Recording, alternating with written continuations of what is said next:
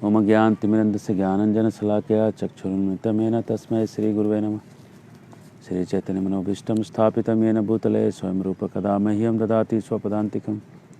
वन्देऽहं श्रीगुरो श्रीयुतापदकमलं श्रीगुरून् वैष्णवांश्च श्रीरूपं साग्रजातं सहगण रघुनाथान्वितं तं सजीवं सावद्वैतं सावधूतं परिजनासहितं कृष्णचैतन्यदेवं श्रीराधाकृष्णपादान् सहगण ललिता श्रीविशाखान्वितांश्च नमो विष्णुपादाय कृष्णप्रेष्ठाय भूतले श्रीमते भक्तिवेदांत स्वामिनिति नामिने।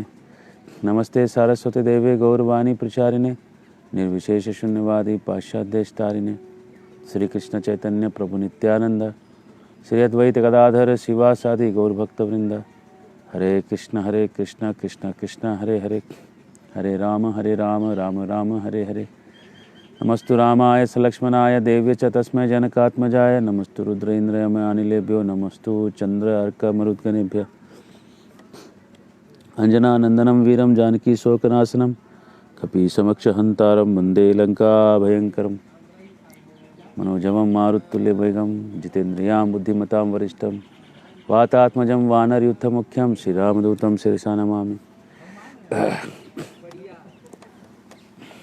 वाल्मीकि मुनि को प्रणाम है। वाल्मीकि मुनि समस्य कविता वंचारिण श्रृण्वन् राम कथानादम को न याति पराम गतिम। तो हम रामायण और धर्म के श्रृंखला में आपका स्वागत करते हैं और इसमें अरण्य कांड में हम अभी प्रवेश कर चुके हैं और अरण्य कांड के अंदर जो है सीतापहरण इस श्रृंखला को देख रहे हैं और यहाँ पे धर्म की क्या धर्म की जो विषय में जो चर्चा है वो देख रहे हैं। और रावण सीता को अपहरण करके जब ले जाता है, जटायु रास्ते में दिखते हैं। जटायु क्या कहते हैं? जटायु सो रहे थे, सीता की करुण पुकार को सुन के उठे और उठने के बाद जटायु जो वहाँ से आए, पेड़ पे बैठे बैठे ही रावण को लक्ष्य करके कहने लगे, अरे दसमुख रावण, मैं तुमसे बड़ा हूँ उम्र में। मैं बहुत प्राचीन समय से सत्य पे प्रतिज्ञ हूँ, सत्य पे निष्ठ हूँ और मैं महाबलवान गिरिधराज हूँ। मेरा नाम जटायु है। भैया तुमको ऐसा निंदित कर्म नहीं करना चाहिए। अच्छा नहीं लग रहा, तुम्हारे को ऐसा शोभा नहीं दे रहा। ये जगदीश्वर राम की पत्नी है जिसको तुम हर के ले जाना चाह रहे हो। ऐसे पराई स्त्री को कोई राजा कैसे छू सकता है? अच्छा नहीं ऐसा पराई स्त्री को छू लेना। अगर तुम्हारा अपना याद करो तुम कौन हो।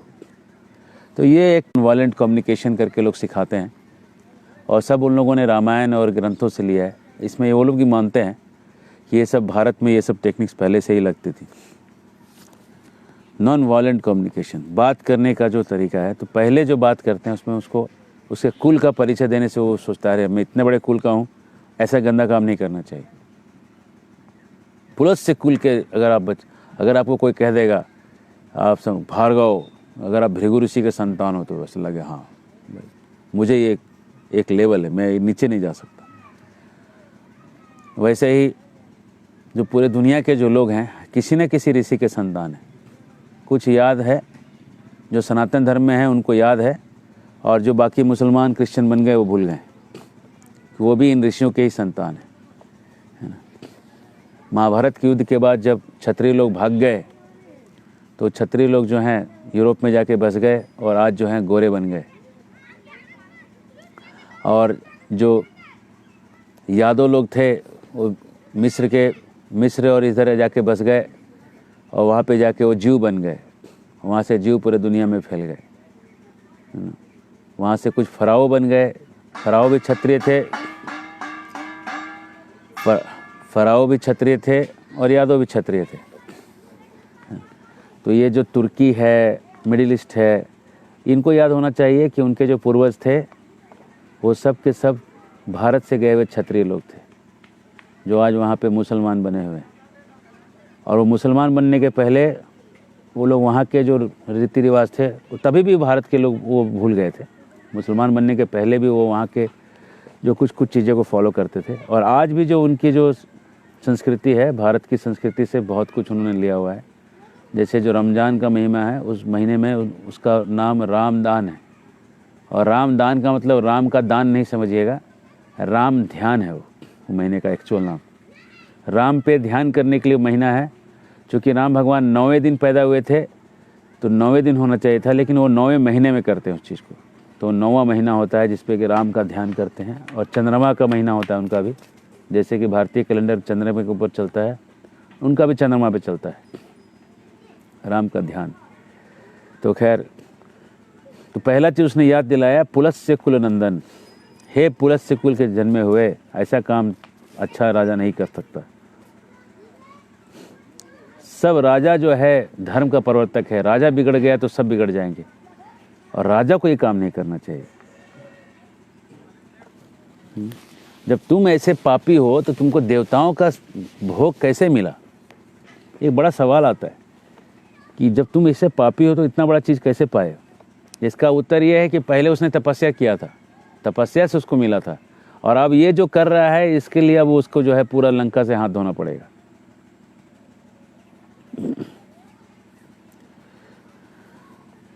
इस तरह से समझाते समझाते अब ये कह रहे कि राम ने तुम्हारा क्या बिगाड़ा है? राम तो तुम्हारा कोई अपराध नहीं कर रहे। अगर तुम कहोगे कि शूर्पणखा का बदला लेने के लिए खर गया था, तो खर को पता होना चाहिए कि राम अनायास ही महान कर्म करते हैं, सहज ही कर लेते हैं, बहुत spontaneously he can do great work, great fight. तो जब वहाँ गया लड़ने के लिए और मर गया, इसमें राम का कोई गलती नहीं है, राम उसको मारने नहीं गए थे। तो तुम विदेह कुमारी को छोड़ दो, और जो राम जो है अग्नि के समान भयंकर हैं, वो अगर दृष्टि भी डालें तो भस्म हो जाओगे, इसलिए तुम छोड़ दो। जैसे इंद्र वृत्तासुर को वज्र से मार दिया था, वैसे राम के बाण तुमको मार देंगे। वृत्तासुर तो तुमसे बड़ा राक्षस था, वो भी वज्र से मर गया था, तो वैसे ही तुम भी मर जाओगे, इसलिए इसको छोड़ दो, अच्छा नहीं तुम्हारे लिए। तो यहाँ पे वो उनके परिवार का कनेक्शन याद दिला रहे हैं, राजा का कर्तव्य याद दिला रहे हैं। देखते जाइए क्या क्या चीज़ जटायु कर रहे हैं। सबसे पहले उन्होंने बहुत बड़े मुनि का कनेक्शन याद दिलाया है ना। उसके बाद राम का गुण बताया कि राम तो दूसरे का भला करने वाले हैं। उसके बाद तुमको ऐसा निंदित कर्म नहीं करना चाहिए। और जब ये सब बताने के बाद ये जब कुछ नहीं कर रहा है, तो उसको बता रहे हैं कि गलती अगर तुमको लग रहा है कि बदला लेना चाहिए, तो बदला लेने में भी कोई गलती नहीं है, राम ने कोई गलती नहीं किया, क्योंकि वो लोग लड़ने आए थे। तो मुनि का कनेक्शन बताया, राम की अच्छाइयों को बताया, राम लड़ने नहीं गए थे, तुम्हारा बदला लेना गलत है। राजा के कर्तव्य बताए, राजा को स्त्री को पराई स्त्री को नहीं छूना चाहिए। ये 4 चीज़ उन्होंने बता दिया। अब उसको 5वां चीज़ डरा रहे हैं, डर पैदा कर रहे हैं कि तुम सांप को कपड़े में बांध के ले जा रहे हो, काट देगा। तुमको बाप दादा से प्राप्त जो देखो कह रहे कि मैं 60,000 साल तक मैं अपने बाप दादा से राज्य जो लेके मैं राज कर रहा हूँ, मेरे पास कोई युद्ध का साधन नहीं है, लेकिन फिर भी तुम सीता को ठीक से नहीं ले जा सकोगे, मेरे रहते तुम नहीं ले जा सकोगे। यदि सुरवीर हो तो युद्ध करो, 2 घड़ी ठहर जाओ। तो इसका प्लान ये था कि लड़ते लड़ते जो है इसको टाइम निकालेंगे और राम तब तक आ जाएंगे, और तुम मेरे द्वारा मर के सदा के लिए सो जाओगे, उठोगे नहीं फिर। अरे लेकिन अगर मैं उनको बताने जाऊं तो तू नीच है, यहाँ रुकेगा नहीं। देखो जो वीर होते हैं ना, वो चैलेंज देने के बाद रुकेंगे, और जो नीच होता है भाग जाएगा। तो रावण नीच था, जो नीच था तो भाग जाएगा कह रहा है, इसमें कोई संशय नहीं है। लेकिन मेरे जीते जी इनको नहीं ले जा सकोगे, तुमको अभी इस रथ से गिराया देता हूँ, ये उन्होंने वचन दे दिया। तू देख कि तू जब मेरे सामने आया है तो तेरा आतिथ्य तो हम करेंगे ही, तुम्हारा खैर तो, तुम्हारा जो भेंट पूजा तो तुमको देंगे ही। मतलब तुम दुश्मनी लिए हो तो दुश्मनी का भी आतिथ्य होता है, अतिथि देवो भव। अगर कोई दुश्मनी लेने के लिए आया है तो उसको आपको लड़ाई देना पड़ेगा गिफ्ट में। जैसे कोई ऐसे मिलने आया है तो कपड़े देते हैं, खाना देते हैं, लेकिन कोई दुश्मन अगर आपसे दुश्मनी करके बोलता है मुझे लड़ने आया हूँ, तो लड़ाई गिफ्ट में देते हैं। तो क्या तुमको उसका गिफ्ट दिया जाएगा, तुमको सत्कार करेंगे हम। कैसे सत्कार करेंगे? तो बस जब ऐसा कहा तो रावण का जो आँख लाल, कान में एकदम तपाया हुआ सोना का एकदम चमचमाता हुआ कुंडल है, और लगे लड़ने। महासमर पैदा हो गया। आकाश में पक्षीराज और रावण राक्षस राज दोनों लड़ गए, जैसे दो सोने के पहाड़ लड़ रहे हो ऐसा दिख रहा है। भयंकर अस्त्रों की वर्षा चालू हो गई और गिद्धराज जो है सब नाराज, नालीक और विकर्णी, ये जो अलग अलग हथियार थे, तीरों के अलग अलग स्टाइल, सब मारे जा रहे हैं और सब वो सहन किए जा रहे हैं। और जब बहुत सारे घाव हो गए तो रावण ने 10 बाण ले लिए हाथ में, उस पर कांटे लगे हुए थे, और उसको जाके मारा तो उसके पूरे एकदम खून खून खून खून बहुत खून निकलने लगा, छत विच्छत हो गया। उसके बाद जटायु जी को इतना लगा और देखा कि सीता जो है बैठ के वहाँ रो रही है, उस आकाश में ही ये रथ उड़ रहा है और जटायु जो है वहाँ आकाश में लड़ रहे हैं, और जब सीता को रोते हुए देखे रथ पे, अपने घाव का परवाह नहीं किए और पंजे से मार के रावण का धनुष तोड़ दी। रावण क्रोध से भर गया और दूसरा धनुष हाथ में ले लिया और सैकड़ों तीरों का लड़ी लगा दिया उनके चारों तरफ। इतने तीर लग गए कि ऐसा लग रहा था कि सब तरफ तीर घोंसला बन गया और बीच में एक पक्षी है आकाश में, और आकाश में पक्षी और घोंसला उड़ रहा है। उन्होंने पंखों से ये सारे जो तीरों का जो बना हुआ था ये सबको पंखों से हटा दिया और फिर से पंजे से मार के उसके दूसरे धनुष को भी टुकड़ा टुकड़ा कर दिया। रावण का जो कवच था, उसको कवच जो एकदम अग्नि के जैसा तेज था, चमकता था, उसको पंजे से मार के, पंखों से मार के उसको भी तोड़ डाला उन्होंने, पूरा तोड़ के गिरा दिया। उसके जो विशाल गधे थे जो उसको लेके उड़ा रहे थे, पिशाच के मुख वाले गधे थे, वो गधे का उन्होंने वैसे पकड़ के गधों का सबका सर नोच नोच के फेंक दिया, सारे गधे मारे गए। और उसके रथ के ऊपर जो नीचे जो एक्सल्स को जो ज्वाइन करता था, त्रिवेणु कहते हैं उसको, युगंधर कहते हैं, नीचे के एक्सिसों को जोड़ने वाला, उस एक्सिस को जोड़े हुए जोड़ को उन्होंने निकाल कर फेंक दिया। उसके बाद जो राक्षस रावण के साथ में जो खड़े होकर जो चांवर कर रहे थे उसको, उन राक्षसों का भी उन्होंने सर कबाड़ के फेंक दिया, वो भी मारे गए। उसके बाद जो सारथी था, सारथी का सर उन्होंने नोच के फेंक दिया, सारथी भी मारा गया। रथ टूटा, धनुष टूटा, गधे गए, सारथी भी गया और रावण सीता को लेकर पृथ्वी पे गिरा। सब आकाश में तोड़ डाला उन्होंने। और जितने भी लोग देख रहे थे, जानवर देख रहे थे, जो भी पक्षी, पेड़ और देवता लोग छिप के देख रहे थे सब, और साधु लोग जो छिप के देख रहे थे, सब लोग साधु साधु बढ़िया हुआ कह रहे। और जब देखा कि अब उस नीचे आया, नीचे आके देखा कि वो जो गिद्धराज थक गया लड़ते लड़ते, तो फिर से उसने मैथिली को लेके आकाश में लेके उड़ चला और गोद में लेके बहुत खुशी खुशी जाने लगा। उसके बाद सब कुछ नष्ट हो गया, लेकिन एक तलवार उसने अपना रख लिया था और उसको देख के फिर से जटायु उसके पीछे दौड़े और बोलने लगे, अरे मंद बुद्धि, अरे रावण, जिनके बाण वज्र के समान हैं, उन राम से तुम पंगा ले रहे हो, उनकी धर्मपत्नी को उठाए ले जा रहे हो, लगता है तुम सारे राक्षसों का वध कराने के लिए ही ले जा रहे हो इसको। जैसे प्यासा आदमी पानी पीता है, cut cut cut cut cut cut पीता है, वैसे ही तुम विष पी रहे हो, विष। तुम विनाश में चले जाओगे। जैसे मछली जो होती है वो चारा डालने के बाद उसको खाती है और उसको पता नहीं कि चारे के अंदर कांटा लगा हुआ है, उसमें मांस रहता है, हा करके मांस खाने के लिए जाती है और मांस खाने के चक्कर में कीड़े होते हैं और खाने के चक्कर में उसको खींच के उठा लिया जाता है, मछली जान गंवा देती है। वैसे ही ये जो है, ये चारा है जो छो तू लेके जा रहा है, तेरा जान चला जाएगा। चोरों का मार्ग है। अगर तू कायर है और डरपोक है, नहीं है कायर, तो लड़ 2 मिनट, रुक जरा, घंटे भर रुक और लड़ और देख ले तू कितना ताकत है तेरे अंदर। ये कह के जो है रावण उड़ता हुआ जो अपने आँख में मैथिली को पकड़े हुए है और लेके उड़ रहा है, और उसके ऊपर पीछे से उड़ते हुए जटायु आ गए और उड़ के उनके पीठ पे जाके यहाँ जाके बैठ गए और बैठ के उनके पास लड़ने के लिए नाखून था, चोंच था और पंजे थे। जैसे कोई बहुत बड़ा हाथी हो और हाथी को और कोई अंकुश करे तो कैसे हाथी पागल हो जाता है, वैसे उसको पीछे से आके ऐसे चोंच मार रहे और पीठ पे चोंच मार रहे थे और बाल एक एक करके उसका उखाड़ रहे थे और बाल उखाड़, बहुत उसको तकलीफ हो रहा था। फिर भी रावण सीता को लिए जा रहा था और उसको, रावण को गुस्सा भी आ रहा था, उसको कोंवट फटफट फटफट कर रहे थे और उसने बड़ा जोर से उसने जटायु पे तमाचा मारा। जब तमाचा मारा तो जटायु ने उसके बाईं हाथ, जिस पे सीता को पकड़ा हुआ था, बाईं हाथ 10 थे उसके, 10 हाथ को उसने दांत लगा के खींच के उसको 10 हाथ को कबाड़ के फेंक दिया। हाथ उसने तुरंत दाहिने हाथ से सीता को पकड़ लिया और उसके जैसे सांप निकलते हैं ना बाम्बी से, वैसे फिर से उसके 10 हाथ निकल आए। था अमृत का असर था उसके शरीर पे, उसने भी तपस्या किया था, 10 हाथ फिर से आ गए। तब रावण ने क्या किया, उतर के सीता को छोड़ा पहले और गिद्ध से लड़ना चालू कर दिया। गिद्धराज को लड़ते लड़ते मुक्का लात मारना चालू किया। फिर लड़ाई चलते रहा, 2 घड़ी तक लड़ाई चलते रही। और जब लड़ाई चलते रही तो अब लड़ते लड़ते इसने तलवार लिया और तलवार लेकर उनका चोंच, उनका पंख, उनका पूंछ और उनका पैर, ये सब काट डाला। काटते ही जटायु जो है गिर गए, खून निकलने लगा। बस थोड़ी देर के मेहमान रह गए।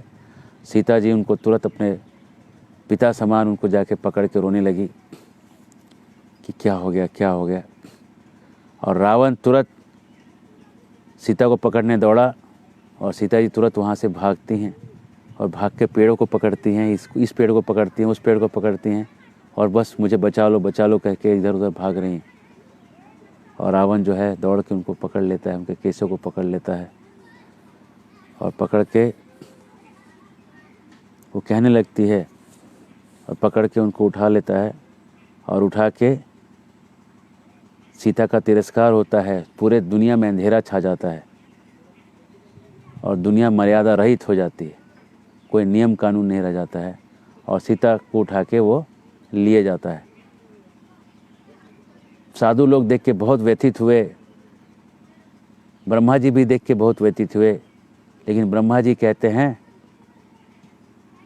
कि चलो अच्छा हुआ रावण का अंत आ गया। कृतम कार्यमिति श्रीमान व्याजहार पितामह। पितामह ने कहा कि चलो अब इसका टाइम आ गया, खत्म इसका टाइम।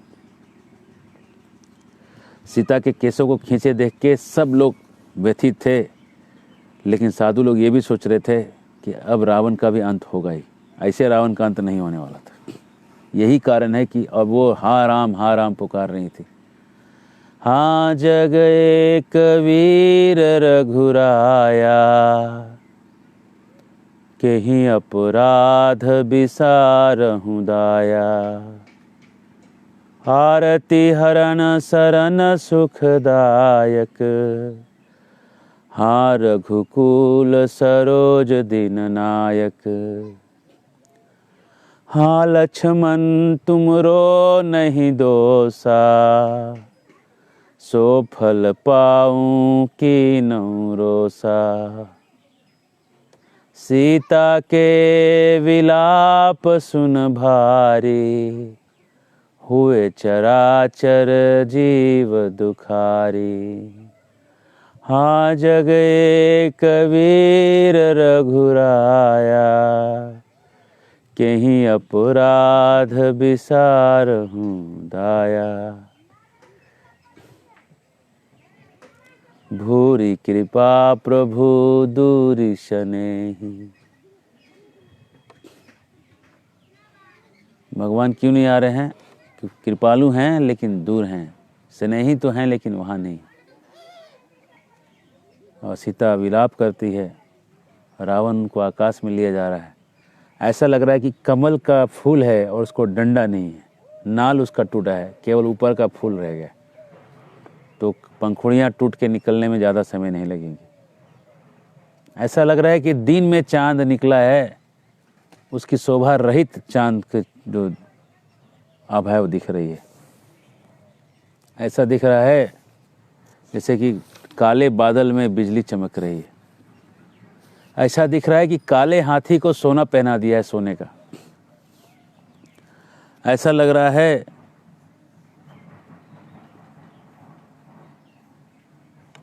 और इस तरह से सीता जी जब जा रही हैं, उनके जो फूल हैं टूट टूट के रावण पे गिर रहे हैं और उनके जो गहने हैं कहीं इधर उधर कहीं कहीं गिरे जा रहे हैं। और गहने जब आकाश से गिर रहे हैं तो आकाश में ऐसा चमकता हुआ ऐसा लाइट ऐसा निकल रहा है।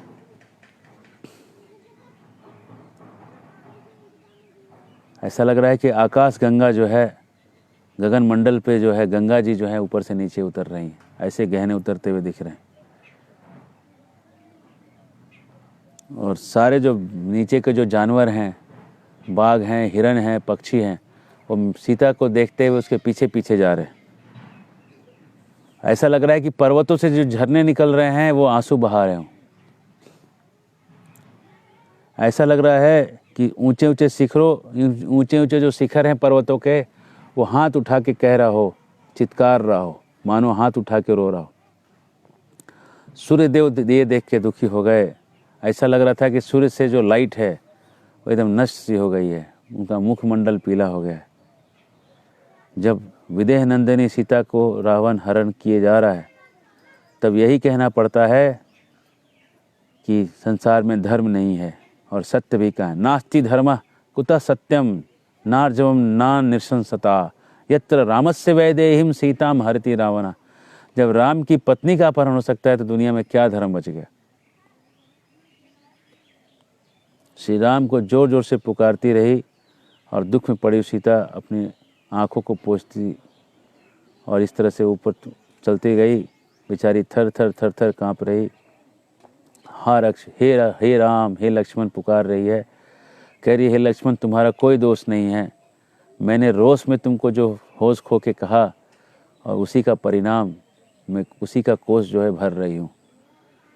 और यही सीता कह रही है, हाँ लक्ष्मण तुम रो नहीं दोसा, सो फल पाऊँ की नहीं रोसा। रोज से जो मैंने अपना जो है वो फल पाया है, वही मैं खरीद के लिया है। मैंने खरीद के ये समस्या लिया है, नहीं तो ये समस्या मेरे जीवन में नहीं आती थी। और अपने ही विनाश के लिए दशग्रीव रावण मनस्विनी सीता को लिए जा रहा था। उनके सारे केस खुल गए थे, ललाट की बिंदी मिट गई थी। पवित्र मुस्कान वाली मिथिलेश कुमारी अपनी बंधु जनों से बिछड़ गई थी और व्यथित थी और उनके मुख की कांति फीकी पड़ गई थी।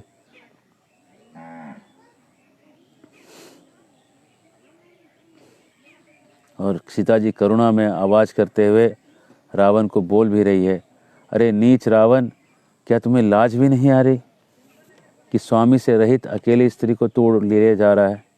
दुष्ट आत्मा, तू कितना कायर है, डरपोक है।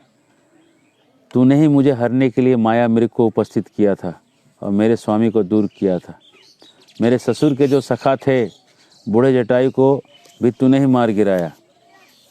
नीच राक्षस, अवश्य तुझमें बहुत बल है, क्योंकि तू बूढ़े पक्षी को भी मार सकता है। उसके गुस्से को जगा रही। तूने अपना नाम बताकर राम लक्ष्मण के साथ युद्ध करके मुझे नहीं जीता। वो नीच, जहाँ कोई रक्षक न हो ऐसे स्थान पे जाके पराई स्त्री का अपहरण जैसा निंदित कर्म करके तुझे लाज भी नहीं आती।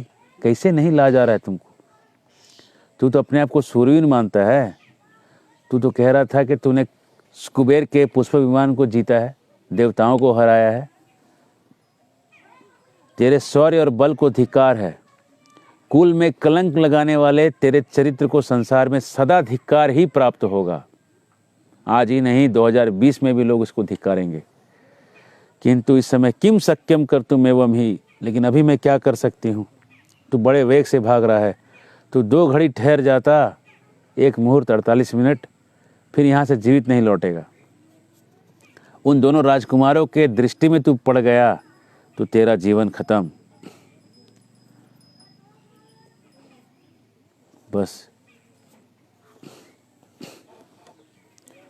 कह रहे कि रावण तो मुझे छोड़ नहीं देता तो मेरे कुपित पतिदेव भाई के साथ चढ़ आएंगे और तेरे विनाश का उपाय करेंगे।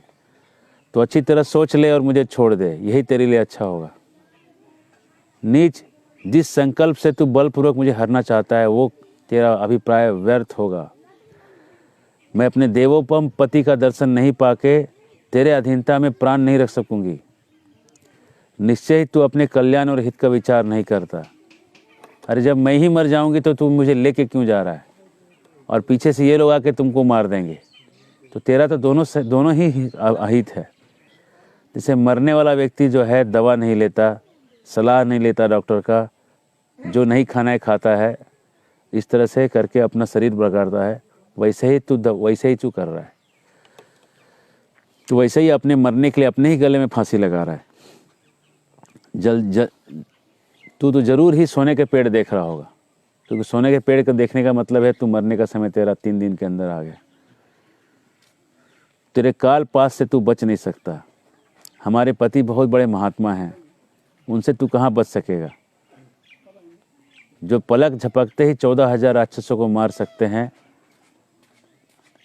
उनको उनकी प्यारी पत्नी का अपहरण करके तू ज़्यादा समय नहीं बचेगा, तू काल के गाल में चला जाएगा। इस तरह से व्याकुल होते सीता जो विलाप कर रही थी और जोर जोर से विलाप करने लगी और उनके हाथ से छूटने का प्रयास कर रही थी। और